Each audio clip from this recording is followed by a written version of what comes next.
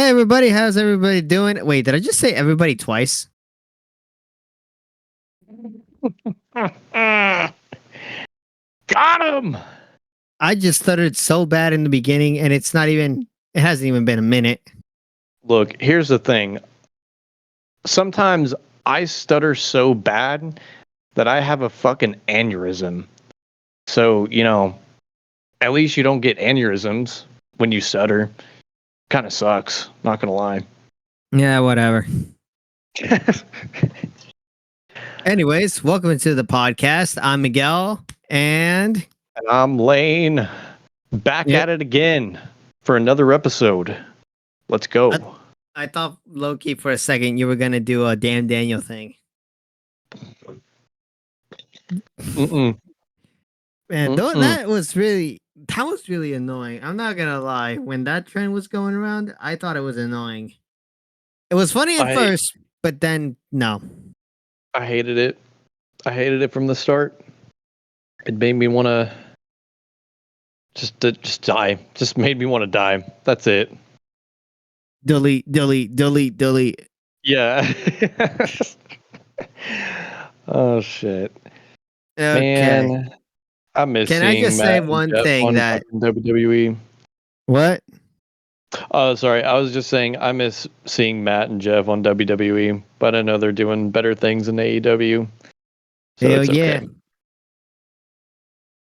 But here, back to what I was gonna say. I think that the most annoying trend back in those days wasn't even the damn Daniel thing. It was the Harlem Shake. I love Filthy Frank. I still watch the Filthy Frank videos, but I feel like after the Harlem Shake went mainstream, it just died right there. It was just terrible. Those were such crazy times, bro. Honestly, that was just kind of nuts. Middle school, I loved it, but I hated it. It was a love-hate relationship because there's so much dumb shit going on. But hey, life was good. Life was good and chilling. Yeah, middle school was awesome. I feel like one of the things that I really liked about it, well, I don't think you were around when I did this, but there in the middle school that we went to, we're not going to say its name, by the way, because we don't want to dox anybody or any locations. But the middle school that we went to had this downward slope. And something that a lot of us who had skateboards and bikes would do, or at the very least try to do, is we would go downhill as fast as we can. I think at one point, somebody ended up trying their best to not wipe out because we went down without any brakes. Do you remember that? I think I do remember that, and I think for a minute I was almost getting it mixed up with another story because you already probably know what I'm going to talk about. But before I go there, go ahead and finish your story. So going up from that, just because I knew that we were going to get some good momentum, I can't remember if this was during like right after school or if this was during the weekend, but I remember gathering up with some friends, grabbing some either bikes or some skateboards. And I don't know who did this, which one of us did this, but we ended up making these like dual discs. And for those who don't know, my personal favorite series from Yu-Gi-Oh is actually the third series, which is 5Ds. And on that series, they're playing Yu-Gi-Oh while they're on motorcycles. And what we did was we reenacted everything either on a skateboard or on a bicycle. Bro, Those were some pretty fun times, but it also led to a lot of wipeouts. Yeah. Which we're actually so the other story that I'm pretty sure Lynn was going to talk about, we're not going to say his name because we want to keep we don't want to dox anybody in general. Actually, we're not even going to say. It's better to keep all of our friends anonymous because obviously we don't want to bring them any unnecessary attention. Anyways, so right around an area where I used to live in, Laine, myself, and another friend of ours, there was another slope that was a lot steeper than the one that was in near our middle school. The difference between this Way one, deeper. besides the fact that it was deeper, is that it actually curved. I don't know Yep. what you and I were doing, but we decided not to skate it. But our other friend decided to skate it, and what happened? By the time we caught up to him, he was already down on the floor, just lying. I think uh, he got suffered a nasty injury on his leg. From what he said, apparently a squirrel just hopped out of nowhere, spooked him, and he ended up just wiping out big time.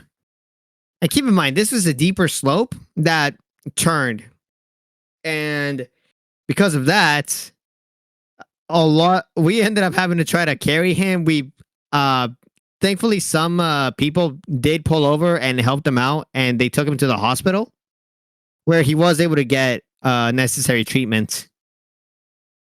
Yeah, that day was kind of crazy because like we're walking down this hill because obviously for me personally, I can't ride down big hills like that. There's no way. I'm too much of a bitch as far as that goes, and it's just I mean, I know some people can handle that sort of thing, but I just think it's crazy. So anyways, while we're walking down this hill, as soon as we see these two guys pull over, we're like, oh no. And so yeah, our poor friend, man, he had a fucking rough that day. We actually took the drive with those two guys with him just to make sure he was going to be okay and all that. Eventually his family came to assist him and pick him up just once like everything was all settled back up and all that. But yeah, no, it was pretty bad, man. He tore up his knee pretty good. It was, oh god, it was pretty gruesome. Not gonna lie, it was pretty gruesome.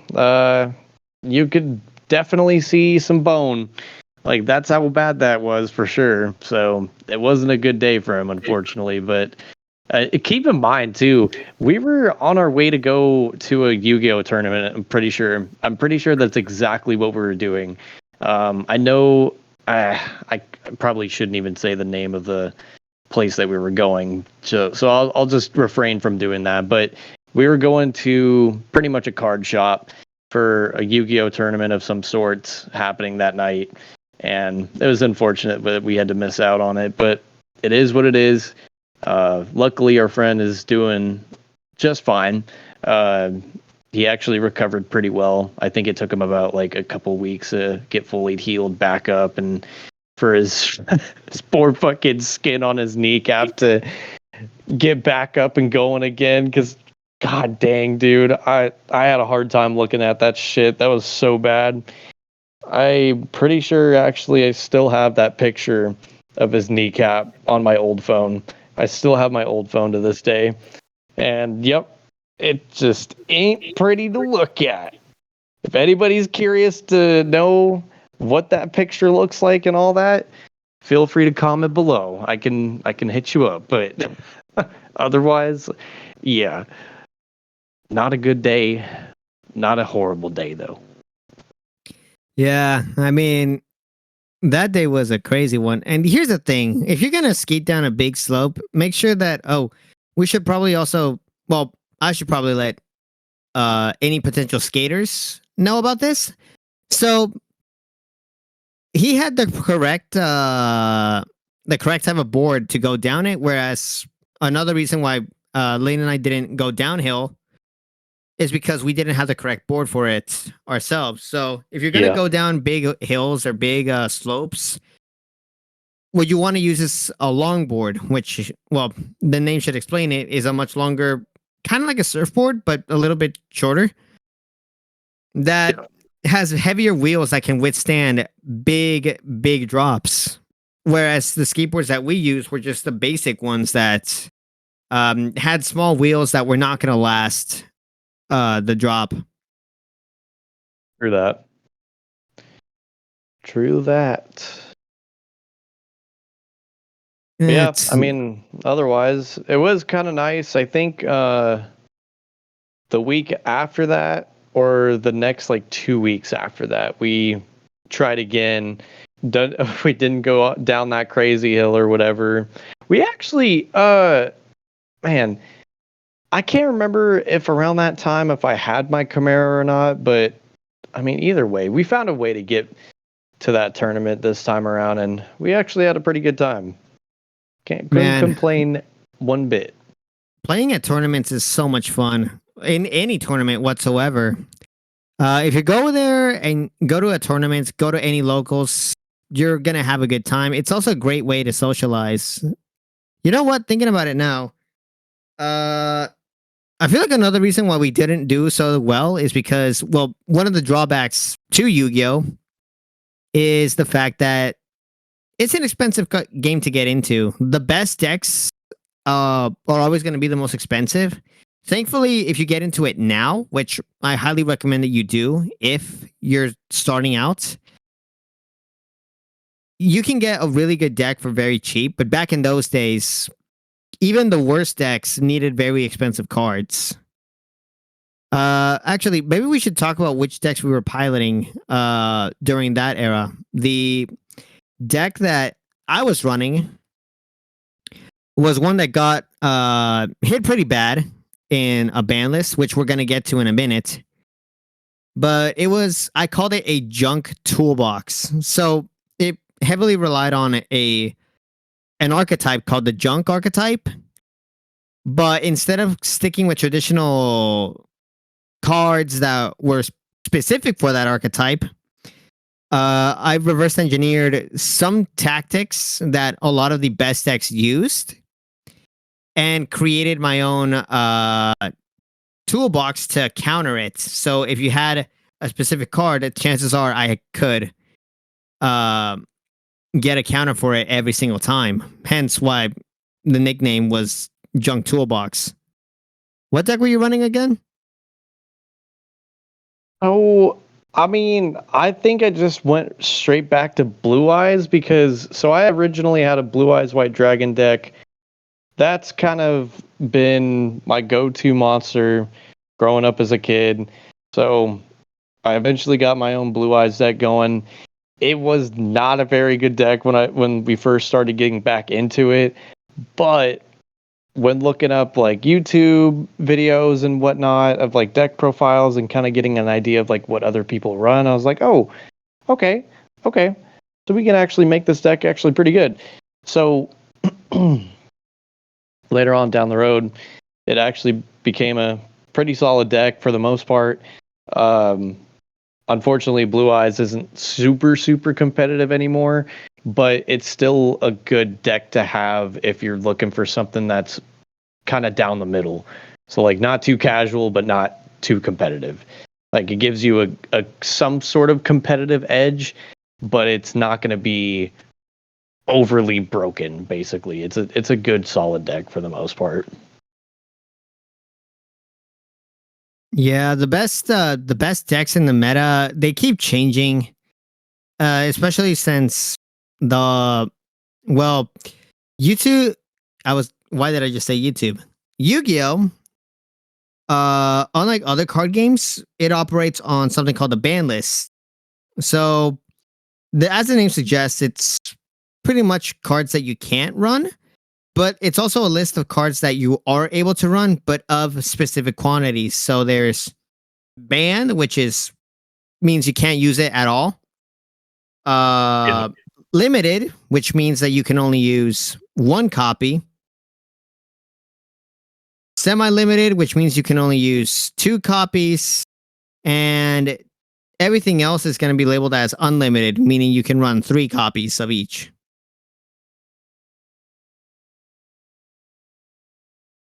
But I gotta be honest. I feel like the entire ban list system for Yu-Gi-Oh! This is probably my personal opinion. it really isn't as effective as some people would think. I understand why there's a lot of older players that just completely stop playing competitive in general, because if you want to play at a top tier tournament, you need uh to be able to adjust your deck accordingly. And for some decks that people want to play, that's not possible.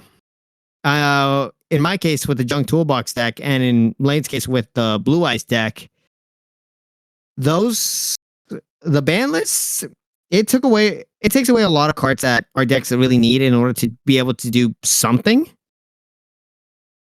So this is one of the reasons why a lot of other players just switch over to different formats. There's the GOAT format, which runs off of a very different ban list and a different set of rules. Then there's Edison. Same thing, but the one format that I personally enjoy playing a lot more is something called the blacklisted format, or that's the official name, but it can also be called the dark format, or the shadow duels format, for those who really want to get technical.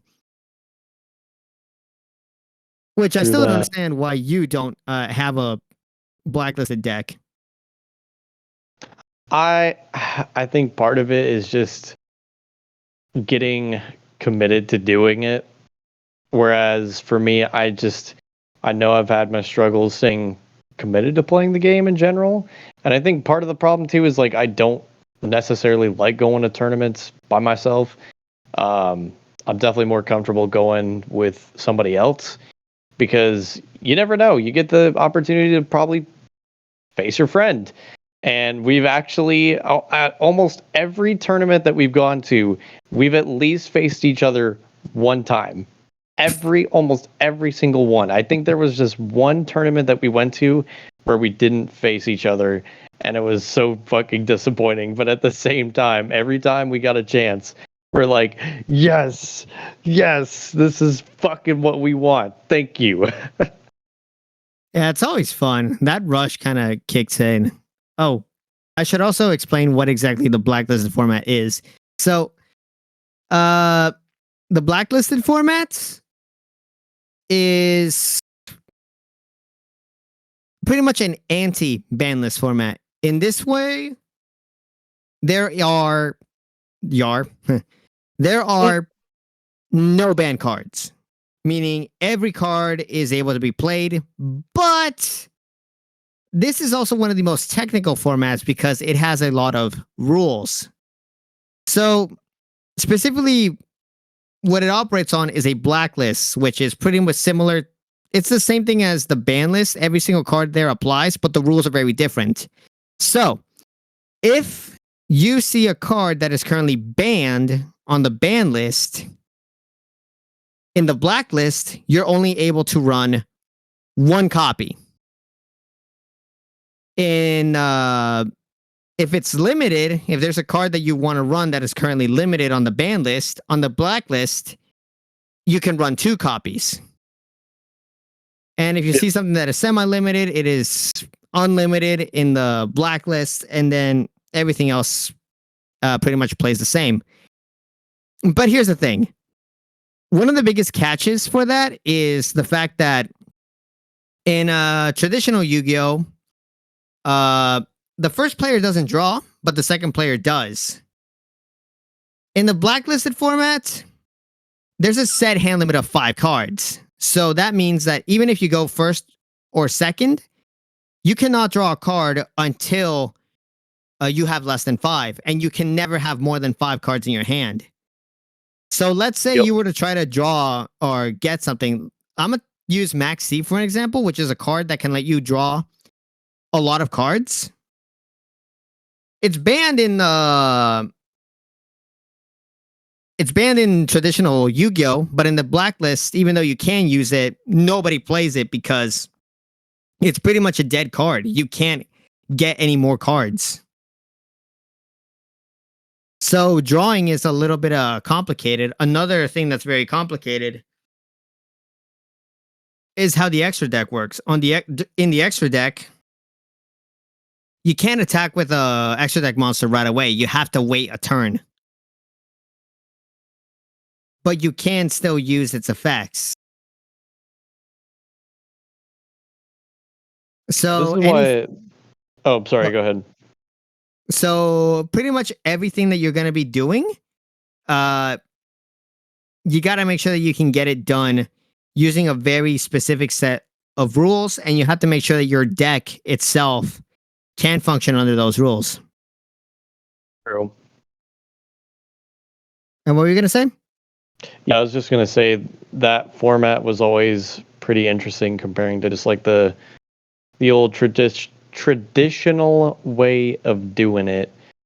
Um, God, and as far as Max C goes, that fucking card was brutal. That shit was brutal when we were first starting to play again. I was like, man, this shit ain't right. I don't like it. I don't appreciate it. This is ass. And eventually, when I saw that it was banned, I was like, thank fucking God. Yeah, a lot of ban cards can be used in the blacklist, but you got to make sure that you can actually take advantage of that stuff, because if you can't, oh, actually, this reminds me of something. Okay, so here's a cool thing about the blacklist format. It's a community format, so a lot of the rules can be adjusted. It's called a gentleman's agreement. But the reason why there's that set hand limit of 5 is because, well, somebody ended up making a mistake. I can't remember who it was, where they used Maxi and they were able to draw a lot of cards. But because there was at that point, it wasn't a set hand limit, it was a mandatory limit. So any card that you could still draw cards, but by the end of the turn, all the cards that you had drawn had to go to the graveyard. Mm. So because of that, somebody ended up playing Maxi, and they went through almost their entire deck. And when the turn was called, he had to throw everything that he had drawn into the graveyard, effectively throwing the game. Exactly. That right there was a terrible, terrible mistake, and that's why it's now a set hand limit. Because that stuff, now that you can't really draw anything with that set hand limit, that avoids a lot of stuff. That way, in case you do end up making that mistake, you don't get to suffer that many repercussions from it. Exactly. Yeah, but that freaking thing was ugly. I think when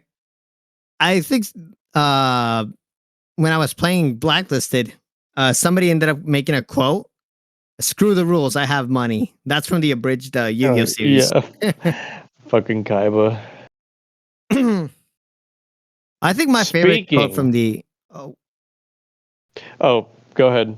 Go ahead, you're good. I was just gonna say that my favorite quote from the abridged series of Yu-Gi-Oh is, "It's a good thing I've said a Kaiba, or else that would actually hurt me." Watch the abridged series if you haven't, because I'm not gonna say the context of it. Pretty much. Pretty much. And back to what you were saying. Well, speaking of which, I think now is the time to go into this subject as far as Yu-Gi-Oh goes. Best protagonist and antagonist.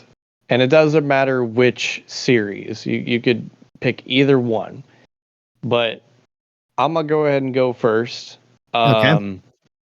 Personally, so we could add on to this too as well. Best series. Personal favorite series, basically, in your own opinion. For me, personally, I love the original series. I grew up with the original series as a kid. I watched a little bit of GX and a decent amount of 5Ds, and then I kind of just stopped watching after that because I kind of just lost my interest with it. But those were the 3 series that I mainly watched a lot as a kid. I'm gonna go ahead and just choose the original series because the context of the show and how the character development of everything going on kind of anteed up. Excuse me, anteed up later on down the road in later seasons. Man, that whole series was so good. I rewatched the whole series. I want to say a couple of years ago.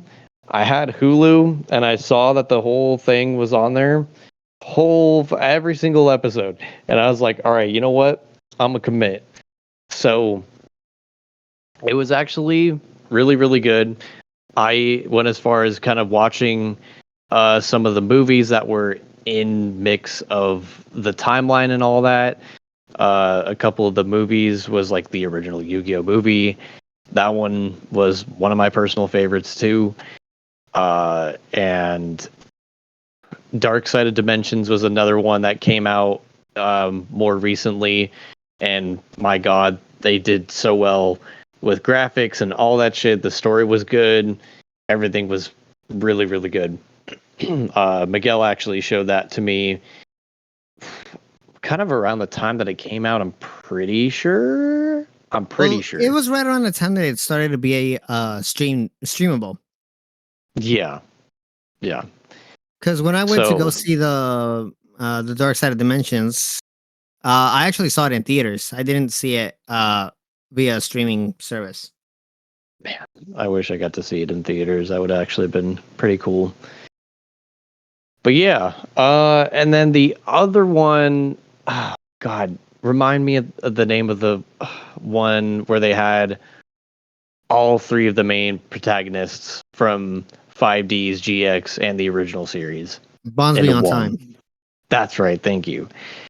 Bonds Beyond Time was actually it. The only thing I will admit, super short, way, way, way too short. They should have done way more with that movie. They could have. Oh God, it could have been so much better. But it wasn't bad either. It was one of those like 1 hour movies that was just. It was already good enough as it is, but could they have done better? Yes, I fully 100% admit that shit. Yes, they could have done a little bit better with it, but it wasn't that bad. So, with that being said,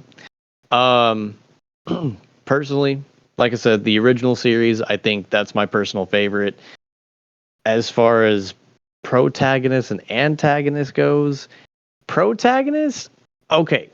Originally, Yugi was kind of my favorite protagonist, but after rewatching the original series, Joey, 100% Joey was my favorite because he was the underdog. He was the underrated motherfucker the entire way through.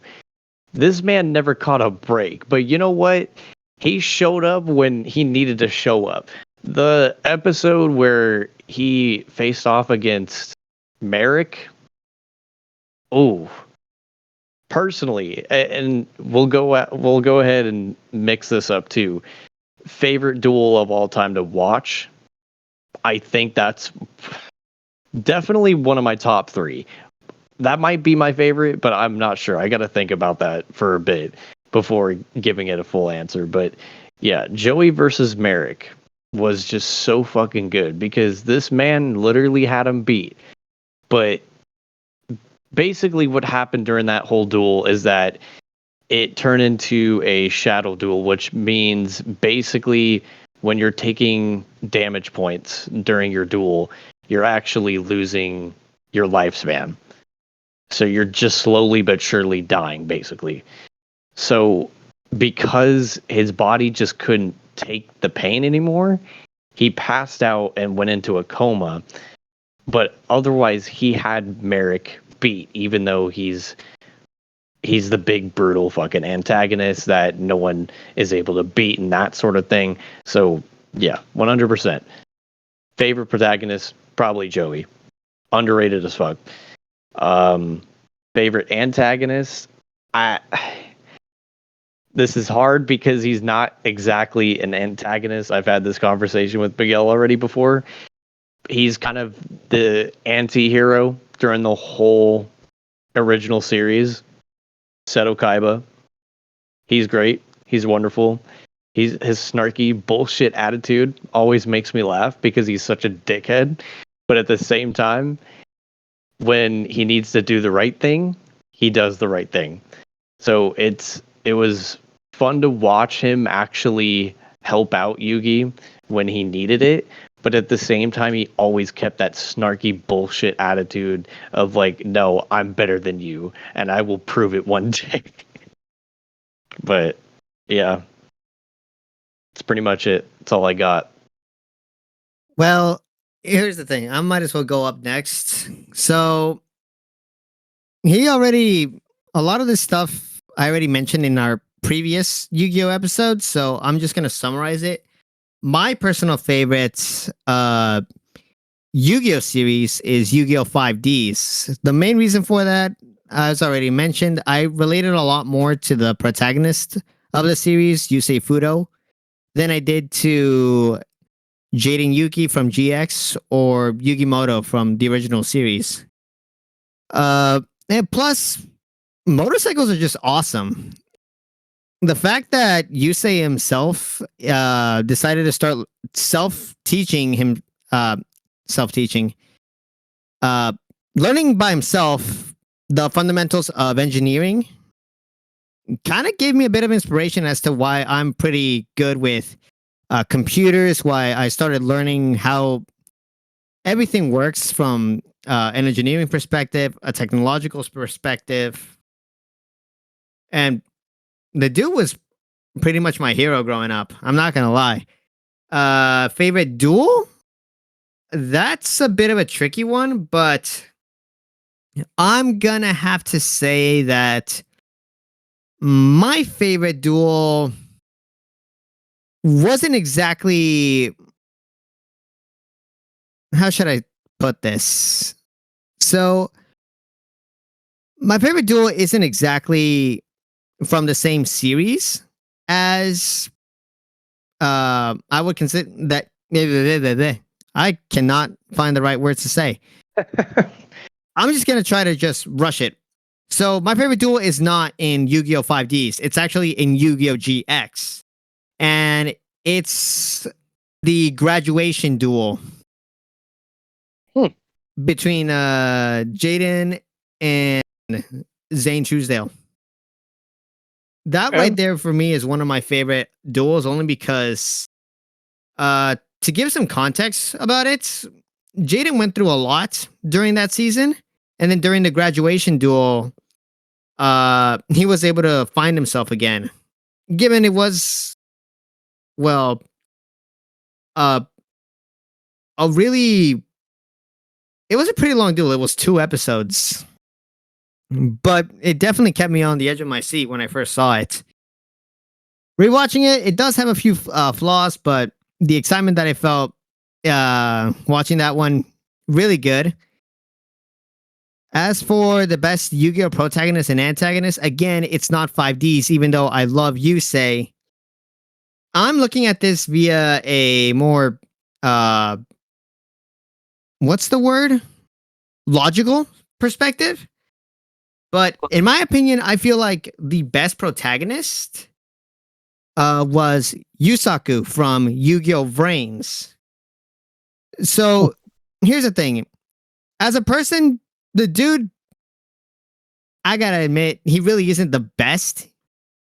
In my opinion, I think he's a kind of a D-bag. But what makes him the best is the fact of, well, the fact that he's the only protagonist out of all of them that has never lost a duel. Every single duel that he has ever been in, he has always won. I honestly don't know what people were thinking when they were creating Yusaku for his dueling abilities, but they finally made a protagonist that never lost. As for my favorite antagonist, we're going back to another Yu-Gi-Oh series. This time, the original, My personal favorite was actually Yami Bakura. The dude just oozed like really bad energy. He was really into occultic stuff, which at the Yeah. time I thought was very terrifying because, nobody ever explains anything about the occultic or anything. And even the freaking Destiny board that he had, which was heavily inspired by the Ouija board in real life, that right there, holy smokes. I think as I got older, I was able to get my hands on the Destiny board cards, the American ones. And to this day, I'm still trying to get my hands on the Japanese ones because when they were the American ones, they don't have a Ouija board on them, whereas the Japanese ones do. And the word is different. So here in America, the cards that we have for the Destiny board spell out final. But in Japan, they spell out death.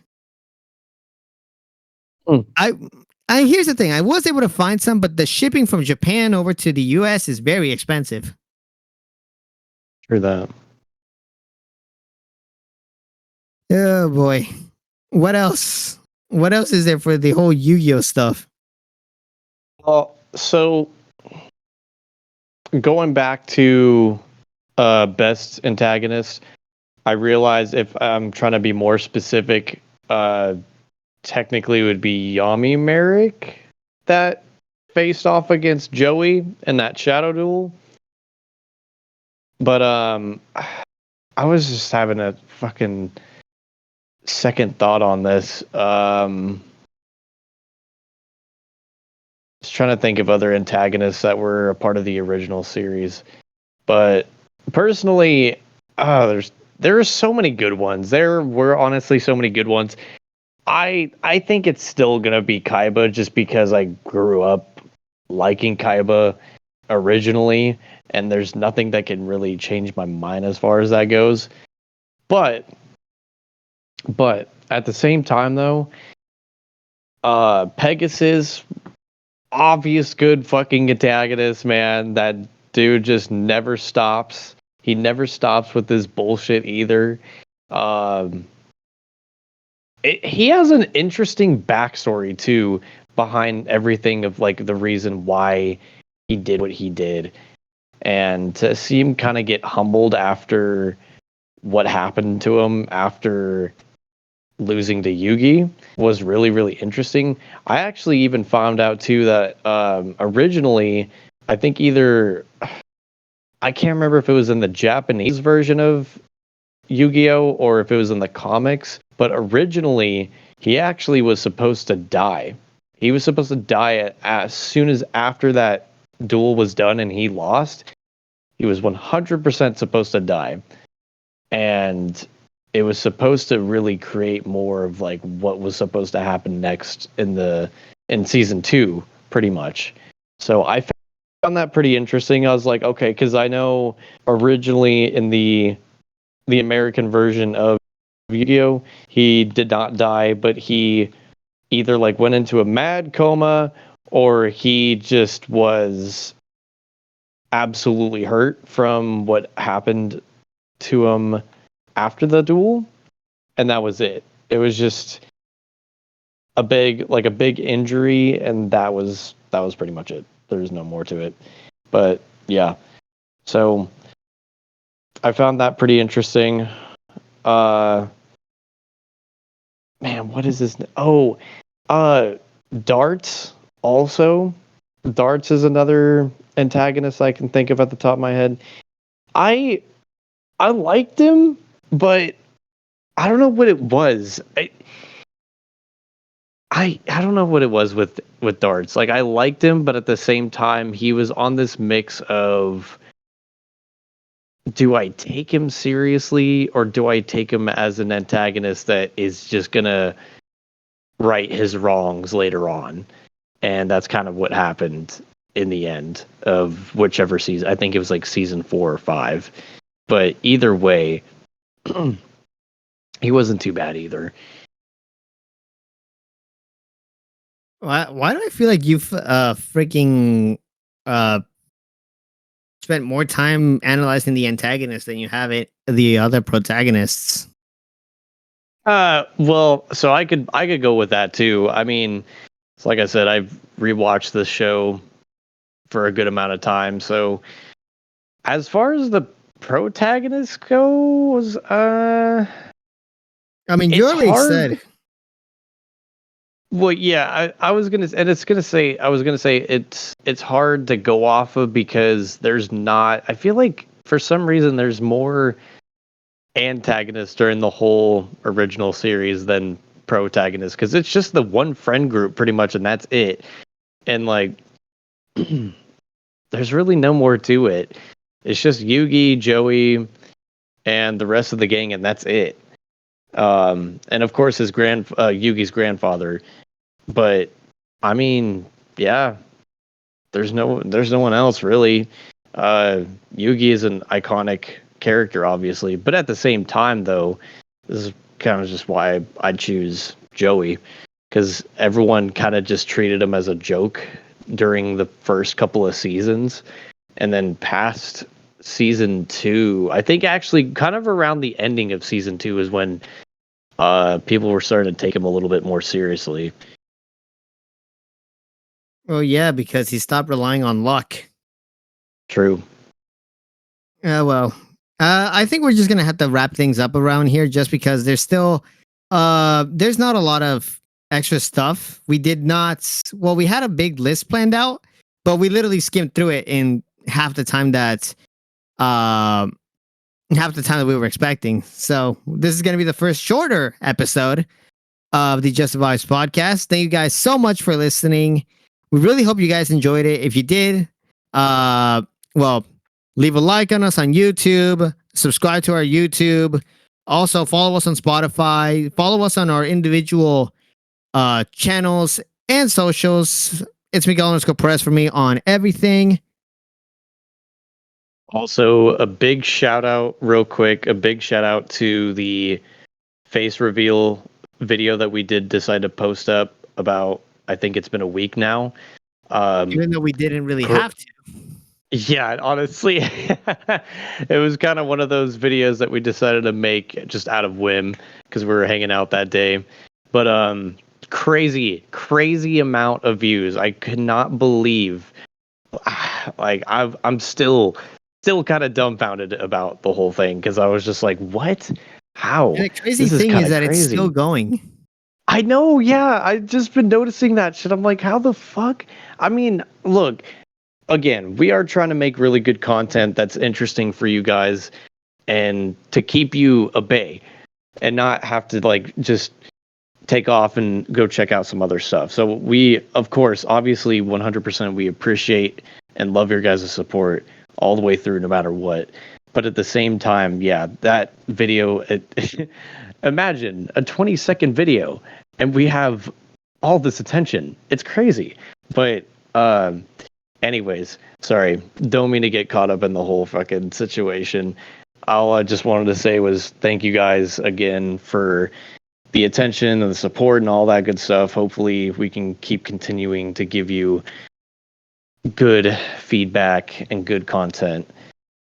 But that's all I got for me. And this also isn't going to be the last bit of short-term content that we're going to be creating, because we do have plans to create full-on sketches, even some sillier stuff. We also do have plans on live streaming, both here on YouTube and on Kick. And we're also going to be, well, this might be a little complicated, but we've talked a lot about Yu-Gi-Oh! But there's so many other trading card games that we enjoy, and we're going to try to find a way to either broadcast whenever we play directly to our YouTube channels or directly to our Kick channels, so you guys can just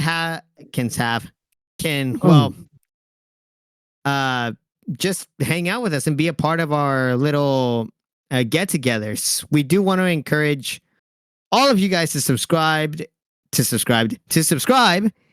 and to turn on those post notifications so that you never miss out.